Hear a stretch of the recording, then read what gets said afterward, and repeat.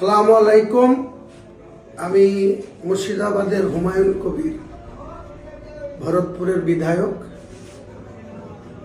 আমি রাজ্যের সমস্ত মুসলিম সমাজের ইমানদার মানুষের কাছে আমার বক্তব্য বা আবেদন, আগামীকাল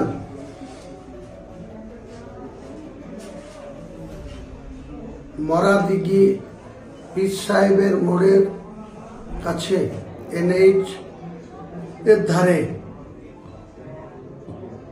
যে 1 বছর আগে থেকে 2012-2024 আমি একটি বাবরি মসজিদের ভিত্তি স্থাপনের কথা ঘোষণা করেছিলাম। সেই ঘোষণা অনুযায়ী আগামীকাল 6 ডিসেম্বর 2025 শনিবার বেলা ঠিক 12টার সময় একটি মঞ্চ তৈরি করা হচ্ছে। সেই মঞ্চে 400 জন মুফতি, হাফেজ, কারি, মৌলানা, এক কথায় কোরআনের যারা হাফেজ এবং কোরআনকে যারা মান্যতা দিয়ে এই দুনিয়াদারি করছে, সেই সমস্ত কোরআনের হাফেজ, মুফতি, মৌলানা, কারি সাহেবদের উপস্থিতিতে প্রায় 400 জন এই ধরনের লোকের উপস্থিতিতে আমরা সেই আমাদের যে 33 বছর আগে 6 ডিসেম্বর 1992 সাল যেভাবে বাবরি মসজিদটা মুসলমানদের আবেগ, মুসলমানদের যে অন্তরের ভিতরে যে ক্ষত,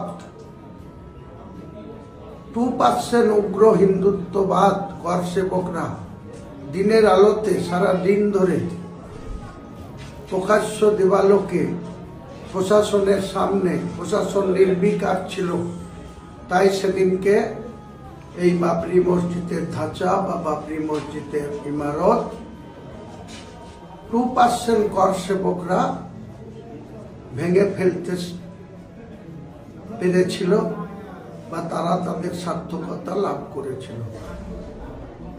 তারপরে অনেক আইনি জটিলতা, সেই জটিলতার মধ্যে শেষ 2019 সালের নভেম্বর মাসে মহামান্য সুপ্রিম কোর্টের বিচারপতিগণ যে ঐতিহাসিক রায় দিয়েছিলেন তাতে বলেছিলেন যে রামলালার কোনো ব্যক্তি বা কারোর বিরুদ্ধে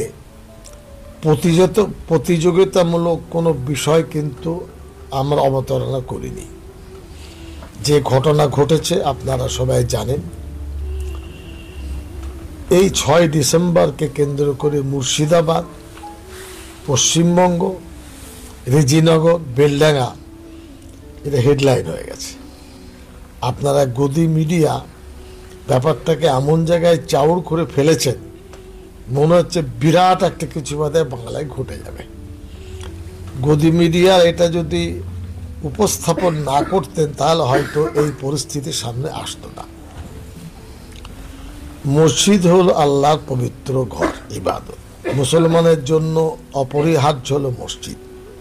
একইভাবে আল্লাহকে, তার প্রিয় নবীকে, ইসলাম ধর্মকে যদি কেউ পেতে চায় মসজিদ বাদ দিয়ে পাবে না, অপরিহার্য। মসজিদ রাজনীতি মসজিদ এটা কোনোভাবে মেনে নেওয়া যাবে না। রাজনীতির আখড়া মসজিদ নয়, আর রাজনীতিটাও মসজিদ নয়। আমি এই পরিসংখ্যান আপনাদের সামনে দিচ্ছি। মির্জাপুর বলে একটা গ্রাম বেলডাঙ্গার কাছে, 2টি পঞ্চায়েত, প্রায় 40 থেকে 50টি মসজিদ আছে। রেজিনগরে আছে প্রায় 12-13টি, কাপাসডাঙ্গায় আছে বোধহয় 10-15টি। এরপরে ধরুন বেলডাঙ্গা, তারপরে তকিপুর, মরাদিঘি, এসব এলাকায় মানে হাই রোডের পশ্চিম এবং পূর্বে অসংখ্য মসজিদ, একতলা, দুতলা, তিনতলা, যেখানে যেমন প্রয়োজন তারা আল্লাহর ইবাদত বান্দেগি করেন। এই যুক্তিকে সামনে রেখে সম্রাট বাবরের নামেই মসজিদ করতে হবে, এর বৈধতা আমাদের মাথায় কিন্তু ঢুকেনি। মসজিদ হতে পারে, যেভাবে প্রয়োজনের ভিত্তিতে মসজিদ হয়, এটা হলো একটা জরুরি বিষয় যেটা আপনাদের সামনে বলা প্রয়োজন। যারা আলেম সমাজ, যারা পশ্চিমবঙ্গ সহ উত্তরপ্রদেশে পড়াশোনা করেছেন, মওলানার ডিগ্রি নিয়েছেন, গা ভাসিয়ে দেওয়ার জন্য নয়। এবং তাদেরকে ভাবতে হবে যে যে কেউ যা বলবেন কোরআন হাদিসে কি আছে না আছে সেটা দেখে উত্তর দেওয়া দরকার। আমি রাজনৈতিক আঙিনার কোনো বিষয় আপনাদের সামনে করতে চাইছি না। আমাদের কাছে আরেকটা খবর এসেছে, এটা আমি বলছি, এরা বলেননি কেউ, যে ব্যক্তির বিষয় নিয়ে প্রচণ্ড চর্চা, রাজনৈতিকভাবে তার সঙ্গে বোধহয় মুর্শিদাবাদে ঠেলাঠেলি ছিল, এই কারণে সেটা ধাক্কা হতে হতে এই জায়গায় এসে দাঁড়িয়েছে। এটা খুব ভালো লক্ষণ বলে আমরা মনে করি। যে উনি বাবরি মসজিদ শিলান্যাস করার উদ্দেশ্যে, অথচ দেশের মুখ্যমন্ত্রী মমতা উনি কোটি কোটি টাকা খরচ করে অসংখ্য মন্দির বিভিন্ন জায়গায় তিনি উদ্বোধন করলেন। এই বিষয় নিয়ে আমাদের কোনো দ্বিমত নাই। সারা দেশে কেউ বলতে পারবে না কোনো একটা মুসলমান কোনো জায়গায় দাঙ্গা করেছে, হাঙ্গামা করেছে।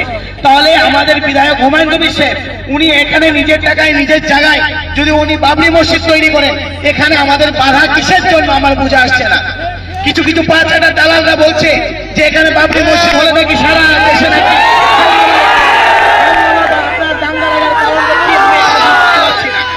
তো যাই হোক, ইতিপূর্বে আমাদের দেশের মুখ্যমন্ত্রী মমতা ব্যানার্জি উনি বলেছিলেন যে আমি বাংলায় থাকা অবস্থায় এনআরসি এসআইআর কোনো কিছু হতে দিব না, অথচ তিনি সেটা লাগু করেছেন।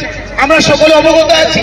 মুখ্যমন্ত্রী বলেছিলেন যে ওয়াকফ সম্পত্তি, মুসলমানদের ঈদগাহ, মসজিদ, কবরস্থান, এগুলো মুসলমানদের সম্পত্তি, মুসলমানই রক্ষণাবেক্ষণ করবে, অথচ সেই বিলটা উনি পাশ করে দিলেন। আমরা স্পষ্ট বুঝতে পারছি মমতা ব্যানার্জি উনি মুসলমানদেরকে নিয়ে তেজপাতার মতো ব্যবহার করছেন। যেমন তিনি ইতিপূর্বে বিধায়ক হুমায়ুন কবির সাহেবকে ব্যবহার করেছেন, কেননা অধীর রঞ্জন চৌধুরী সাহেবের মতো নেতাকে হারানো সম্ভব নয়। শুধুমাত্র হুমায়ুন কবির সাহেব উনি একাই প্রচার করে ওনার দ্বারাই সম্ভব হয়েছে। ইউসুফ পাঠানকে নিয়ে উনি জিতিয়েছিলেন, কিন্তু ওনার সঙ্গে বেঈমানি করেছেন। তো বেঈমানি করার জন্য আমরা আজ থেকে টিএমসি দলকে বহিষ্কার করলাম। যে দলই করুক না কেন আমরা ওনার পাশে থাকবো বলি ইনশাআল্লাহ।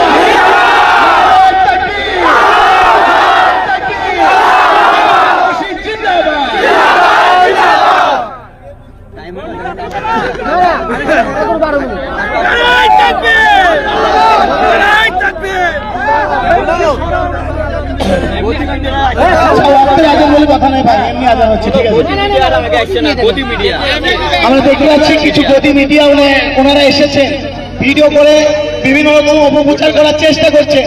যাই হোক, আমাদের একজন মিডিয়া ভাই এসেছেন, উনি ভিডিও করার মতো সাহসিকতা ওনার মধ্যে আছে। আল্লাহু আকবার, আল্লাহু আকবার,